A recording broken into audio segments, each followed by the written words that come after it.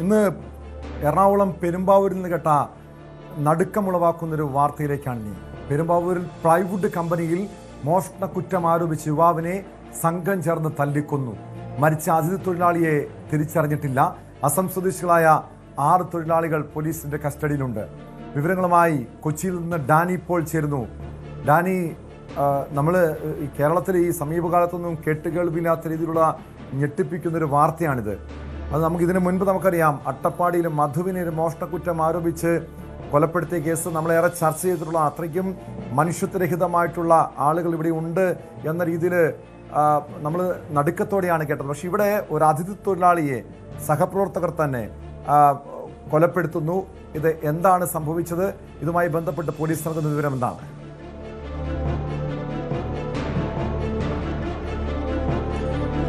Tom, ഇത് പെരുമ്പാവൂരാണ് നടന്നിരിക്കുന്നത്. പെരുമ്പാവൂർ മുടിക്കൽ എന്ന് പറയുന്ന സ്ഥലം നമുക്കറിയാം. ഈ പെരുമ്പാവൂർ മേഖല എന്നെല്ലാം തന്നെ പറയുന്നത് നമ്മൾ പലകുറി ചർച്ച ചെയ്ത ഈ അതിഥി തൊഴിലാളികൾ, ഇതര സംസ്ഥാന തൊഴിലാളികളുടെ ഒരു വലിയൊരിടമാണ് പെരുമ്പാവൂർ എന്ന് പറയുന്നത്.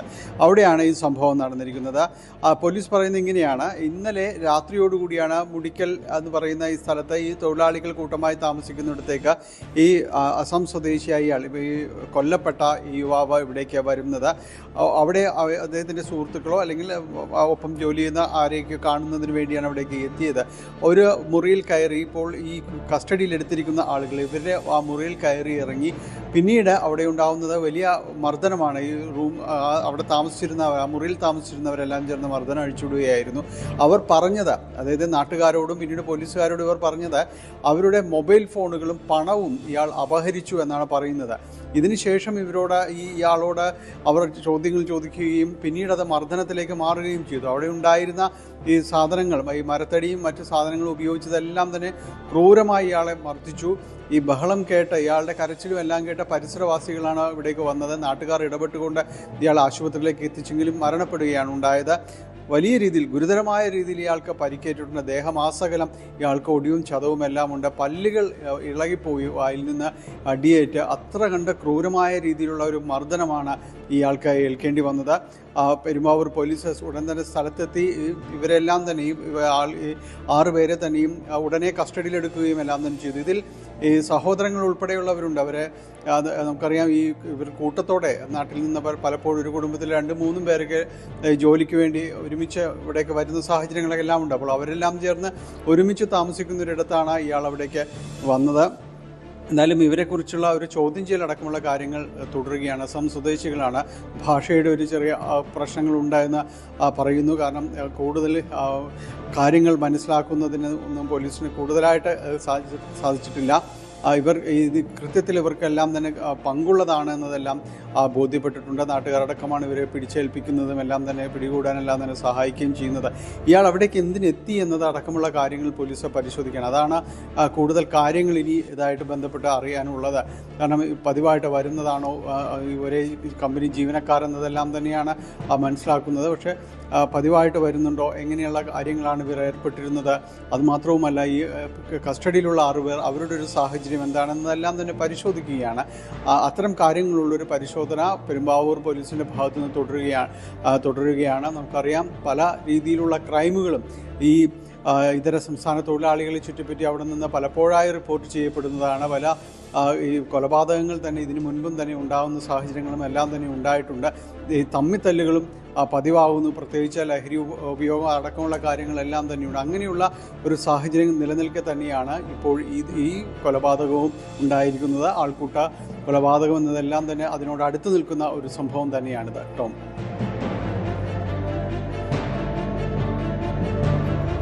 ഡാനി, മരിച്ച ആളെ ഇതുവരെ തിരിച്ചറിയാൻ കഴിഞ്ഞിട്ടില്ലല്ലോ.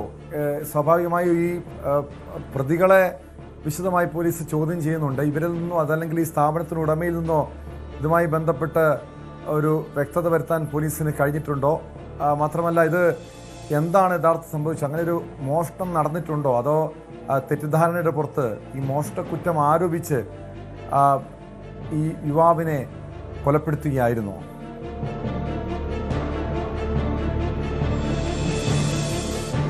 ടോം, ഇതിൽ നിലവിൽ അറിയാൻ കഴിയുന്നത് മോഷണക്കുറ്റം ആരോപിച്ചുള്ള ഒരു മർദ്ദനം എന്ന രീതിയിലാണ് പറയുന്നത്. അതുകൊണ്ട് തന്നെയാണ് പോലീസ് പറയുന്നത് ഇതിന് മറ്റ് കാരണങ്ങൾ ഉണ്ടാകാം, അല്ലാതെ ഇതുപോലെ ഒരു ക്രൂരമായ രീതിയിലേക്ക് മർദ്ദനം അഴിച്ചുവിടുക എന്നത് അത്ര പെട്ടെന്ന് സംഭവിക്കാത്തത്. അതുകൊണ്ട് മറ്റെന്തെങ്കിലും കാരണം ഇക്കാര്യങ്ങളിലെല്ലാം ഉണ്ടാകാമെന്ന് തന്നെയാണ് പോലീസ് പറയുന്നത്. ഇവർ പറയുന്നത് പോലെ ഒരു വലിയ സംഖ്യ ഇവരുടെ മുറിയിൽ നിന്ന് തട്ടിയെടുത്തതായെല്ലാമാണ് പറയുന്നത്. പക്ഷേ അതിപ്പോഴാണോ പിന്നീടാണോ എന്നുള്ള കാര്യം, അതായത് നേരത്തെ ഉണ്ടായ സംഭവങ്ങളുടെ ഒരു തുടർച്ചയാണോ ഇപ്പോൾ നടന്നിരിക്കുന്നത് എന്നതെല്ലാം പോലീസിന് കൃത്യമാക്കേണ്ടതുണ്ട്. കാരണം ആ രീതിയിലുള്ളതൊന്നും വളരെ പെട്ടെന്ന് പോലീസിനെ ഈ മരണപ്പെട്ടയാളിൽ നിന്ന് കണ്ടെടുക്കാനോ ഒന്നും സാധിച്ചിരുന്നില്ല തുടക്കത്തിൽ. മൊബൈൽ ഫോണോ മറ്റു പണമോ ഒന്നും. അപ്പോൾ നേരത്തെ ഉണ്ടായ സംഭവങ്ങളുടെ ഒരു തുടർച്ച എന്ന വണ്ണമാണോ എന്നതെല്ലാം തന്നെ പോലീസ് പരിശോധിക്കുകയാണ്. ഒരു സാഹചര്യവും തള്ളിക്കളയുന്നില്ല. അല്ല മറ്റേതെങ്കിലും രീതിയിലുള്ള ഇടപാടുകൾ ലഹരിയുമായി ബന്ധപ്പെട്ടോ എന്തെങ്കിലും തന്നെ ഉണ്ടായിട്ടുണ്ടോ എന്നതും പോലീസ് പരിശോധിക്കുന്നു.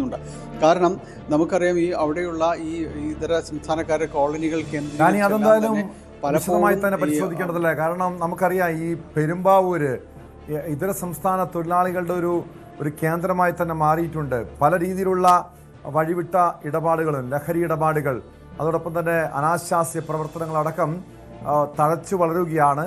പലപ്പോഴും നമ്മളൊക്കെ ഇതിനെതിരെ പ്രതികരിച്ചു കഴിഞ്ഞാൽ അത് മറ്റു രീതിയിൽ വ്യാഖ്യാനിക്കും, ഒരുപക്ഷെ അത് മനുഷ്യത്വരഹിതമായിട്ടുള്ള ഒരു നടപടിയാണെന്ന്. പക്ഷേ യഥാർത്ഥത്തിൽ വസ്തുത അതല്ലേ. പെരുമ്പാവൂർ അത്രയധികം ഒരു സാമൂഹ്യ വിതരണ കേന്ദ്രമായി മാറുന്നൊരു കാഴ്ചയുണ്ടല്ലോ. പലരും ഈ ലഹരി കൊണ്ടുവരുന്നു, മയക്കുമരുന്ന് അവരുടെ സ്വന്തം സംസ്ഥാനത്ത് നിന്ന് ഇവിടേക്ക് വരുമ്പോൾ കൊണ്ടുവരുന്നുണ്ട്. അത്രയ്ക്കും ഭീകരമായിട്ടുള്ളൊരു അവസ്ഥ പെരുമ്പാവൂരിലെത്തിയാൽ നമുക്ക് കാണാൻ കഴിയും. ഈ പ്രതികളും ലഹരിക്കടിമകളാണോ? ഈ ലഹരിയിലുള്ള അഴിഞ്ഞാട്ടമായിരുന്നു ഇത്?